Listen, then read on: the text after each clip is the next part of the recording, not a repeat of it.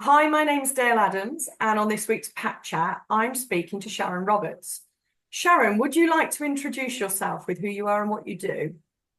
Yeah, I'm part of Tiger's Eye Advocacy Service that I co-run with my husband, Martin, and we help people that are 18 and above with any area of their lives that they need support in. Primarily those who are living on their own, unsupported, with long-term illness, that haven't had the access to some of the support that's available, um, and they're a bit lost and need a little bit more direction. Okay, yeah, because actually you and I do a similar role, don't we, in sort of end of life facilitation. So it's basically talking to people about their wishes, maybe what they need in place and have they got it in place. Yeah, And when yeah, I was talking, you were talking about people that maybe fall through the gap when it comes to sort of social services help. yes, yeah. There are quite a few of people who do fall through that gap, and they're left on their own with not knowing what's available or understanding even what's available on that journey up to their end of life. Making sure that there are certain things, legal things like powers of attorney put in place so somebody else can act upon your behalf, should anything mean that you're incapacitated mentally or physically.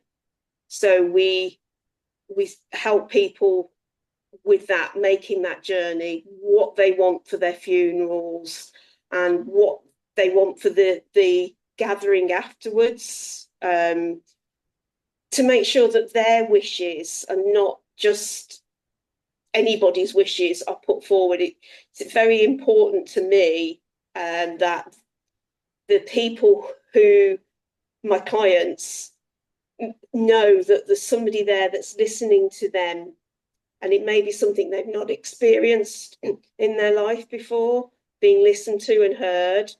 And I want to make sure that that happens in their end of life, that they are heard and this is what they really want. Yeah, you made a very interesting point again when we just had a little chat before we came on about people with mental health issues or problems, Yeah, and there is a lot more of children with problems, and at 18, those yeah, problems don't just go away. And I thought that was a really interesting point you made. yeah. It has bothered me for a long time that services seem to drop off as the child becomes an adult. So again, these children, these young people may be living at home with their family. Something happens to a family member, and then all of a sudden they are left on their own. They've got nobody. So they're the ones falling through the gap Yes. because mom, dad, guardian, whoever had been taking care of them and their needs for X amount of years, and all of a sudden they're in a situation where they have to, are supposed to be an adult, and it can become overwhelming. And that's why I set up Tiger's Eye, because of that gap in the market, that in the services, that just means it's not there for some people. Yeah, it feels like that's coming from experience. I know a lot of people who work in end of life services tend to come from an experience that they've had where you want to make it better for other people, that you want to put in changes to help. Yes, yeah, yeah. Mine did. My mum was had complicated mental health issues, which I grew up within that family of, and she then went on to also develop dementia, and because of a lack of mental health capacity, she was denied a lot of the things. They were done to her rather than her wishes. Yes. And that started me, I suppose, on this journey to realizing that if it's happened to my mom, it's happening to other people out there. And one of my mantras is that if it's happened to one, it's happening to others. I need to find the others. Wow, And that's really good. that's how I feel. Yeah, yeah, And it's 100% true, isn't it? You know, things aren't just isolated occurrences. no, Really, what one yeah, of us has gone through or somebody else is going through, there are other people going through the same, which is why, as you say, people set up these services to try and help and to try and prevent that. Okay. yes. So your clients, do you work with them mainly online or is it that you work in person? How do you work? I work mostly face to face as much as I can. Obviously, with some conditions and diagnoses, that's not always possible for the individual. So I will do online and I'll also do phone calls until they feel, and I will do home visits as well until they feel comfortable and safe and have the ability to trust me. Because they're giving you their life story a lot of the time. And people, that's quite a precious gift that somebody's handed over to you. And they need to trust that you're not going to do them harm with that information. And I think that's a really important part of the journey, that people don't feel done to, they feel walked with.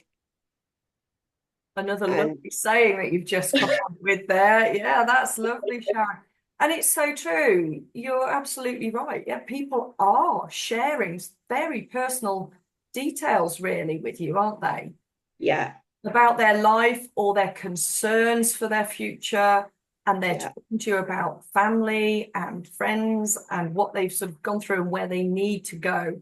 But yeah, yeah, it's very personal, and trust is huge in any of these things. yes, yeah, yeah. And it is such a privilege that you get given that trust, and it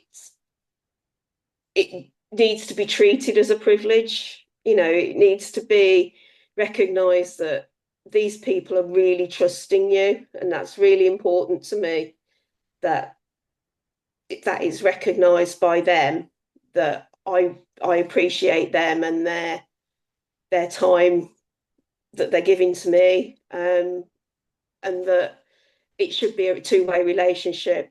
I I really get quite frustrated when I feel that people are being done to, um, and not really being heard, that their wishes are sort of brushed aside. And it means a lot to me that these people, one way or another, whether it's with me or somebody like yourself, that these people are heard and they're not lonely. Oh, yeah, absolutely. And like you say, I think the one thing again in end of life services specifically is that people need different types of end of life facilitators. Some Yes. people, we had this discussion sort of just before coming on. See, there because we both do a very similar thing, and yet to me there will be people that warm to you, there will be people warm to me, and it doesn't matter because actually all we want to do is help people. Yes. And it is about getting the message out there that there are different people available to help, and we can specialize in different things. And Mm-hmm. talking of your speciality, and you can tell when you talk about it how heartfelt it is. It really comes from you as you speak, which Mm-hmm. which is just lovely. So Thank you. when you say that you're working in person, obviously does that gives sort of a limit really to how far you can go. What area are you in? I cover most of the West Midlands. My theory is if I can get to it within an hour of my home, then it's doable. Uh, but I've had clients that I've worked with that have been up in Yorkshire, um, who through a connection in the Midlands, and we did everything by phone, because they couldn't access online, so we did everything over the phone. When things needed signing, I'd post them up to them. It worked. It was a slower process, but it worked. So it's trying to overcome those barriers that quite often we as humans put in front of us. And yes, the mail is a bit slower and a bit more frustrating nowadays, but it works. It can work. And it's for me, it's about being bespoke and meeting the needs of those people where they're at. Absolutely. Again, I think that's so important, especially when you're working with people who need that additional support. And face to face can be so important then, can't it? Because it does help a lot to sort of build up that trust. But it's lovely that you'll also adapt just to make sure if you are the right person to support them, that you're available for them. Yes. Yeah. And I mean, I keep details of people that if I'm not right for them, then try this person. And that's the way the world should work in my ideal world. But Oh, but yeah. I agree with you. I agree with you. I know people that again are in different circumstances to me. Somebody approached me who maybe had gone through a cancer journey, or was an older person on their own with no children, no family, that I would maybe push them in different directions because I wouldn't necessarily be the right person to work with them. I Yeah. think it's lovely, Sharon. And I think that's again the nice thing about the services that we offer, that people Yeah. do actually just want the best for the Yeah. Yeah. uh, A lot of caring services can complement each other as well. So, just by being part of the Facebook group, you see the other things that are out there and you learn from that. So I've got things now that I can pass on to clients that is really helpful. I see that you also work with Send for sort of offering a tailored service. Is that right? Yeah, that's correct. Yeah. There's a variety of special educational needs and disabilities that sometimes when you get diagnosis, you don't get a map to say this is where I need to go, especially with those children with autism, ADHD, mental health. They need a roadmap really, and I tailor the service again to meet those needs. I work with children's cancer support place charities, get it right. That if that's the case, then I will direct them to that support agency rather than using me. But they might need me for filling out forms or something more practical. But the other services are there because sadly children do have some life limiting conditions that these parents particularly need additional support to get through. Okay, so you're supporting the parents as well as sort of the children because the children are under 18. Is that what you mean?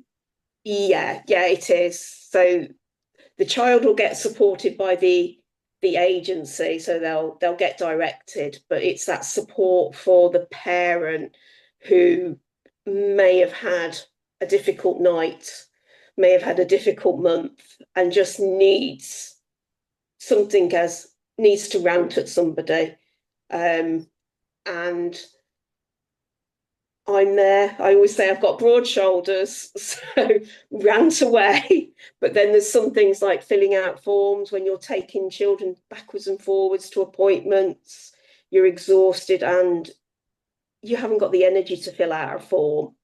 Um, so something that I find quite simple and easy to do, I can break down for them, do it in small chunks of time, and give them plenty of support when writing those valuable benefit forms and letters to agencies and emails. It's more these days, but it's a really important service because people with children with special educational needs and disability can feel very isolated and don't go out to things because of the difficulties they face going out. So you can help them, as you said, with sort of filling in forms, etc. But also, so that's, and you mentioned benefits and things. So that's not just end of life, that's just with what's going on in their life as well. Yeah, general things that need to be sorted, educational healthcare plans that need drafting. When they've been drafted, they need reading through and to offer suggestions then of what might need to be changed if it's not showing the true child that the parents see.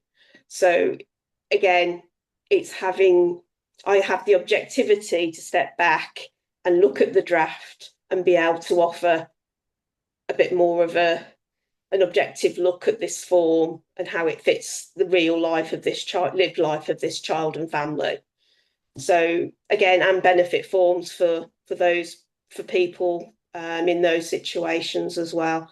The benefit forms are very long and very repetitive, and if you're frustrated, overwhelmed, and tired from life, you want somebody to just say, "I'm going to do this for you." So yeah, that's one of the services.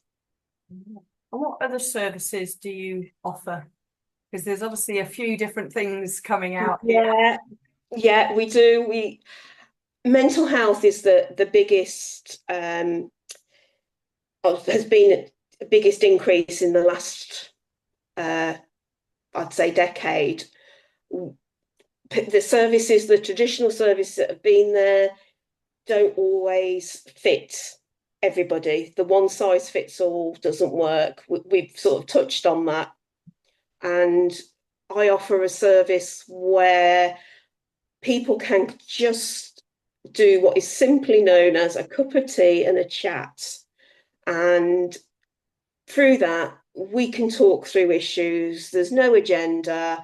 There's no, oh, you've got to finish this in 6 weeks' time, and I'm not going to speak to you ever again. We have a plan, but the plan is very flexible, and I tailor it to the need of that individual. And that can be a learning curve because each individual has their unique characteristics, but it's also beneficial to them and to me as a human. I always think I learn from my clients as well, as much as anything. They have so much to offer, and quite often they don't realise they have so much to offer, and it's bringing that out of them. And improving in the long run their mental health, which means they can be more of an active part in the communities. That's really lovely, Sharon. As you've just got such a heartfelt way about you when you talk about this topic, and it's really lovely to listen to. So thank you so much for having this chat with me. If people want to talk to you and find out a little bit more, how do they get hold of you? Yeah, they can email me at tigerseyeadvocacy@yahoo.com, and they can call me on 0773 6600 844. That will be answered up until about 6 o'clock on an evening. If it's not answered, it means I'm with a client. So just leave a message and I will get back to them. I've literally just put the Tiger's Eye Advocacy. I just put the initials and they spell T. Yeah. I love Tiger's Eye, as I said to you before, because I'm all into my crystals. I love Tiger's Eye as such a protective crystal. It's fabulous. But then the initials spell T, and I thought you've just talked about this, this cup of tea and everything else that for people to be able to. It was my eldest son that came up with the name, and he didn't know anything about the crystals properties of it. I did, and he said it was because I drink a lot of tea, and I always give things with love. And there's a sign in my kitchen that says this house runs on laughter, love, and tea. You need to have that in the background. I've got another one here. I've got a loved one there. Look, next to me. Oh, yes. I have a business partner in another business who's an artist, and he did that for me, which is Oh, that's lovely. okay. So we've got your email address, Yeah, tigerseyeadvocacy@yahoo.com. You've given us yeah, a mobile number 07736 600 844, and the yeah, website is tigerseyeadvocacy.co.uk. that's correct. Yeah, It. yeah, Lovely. Well, thank you so much, Sharon. I look forward to speaking to you again at some point. yeah, yeah. It's been a pleasure, Dale. Thank you.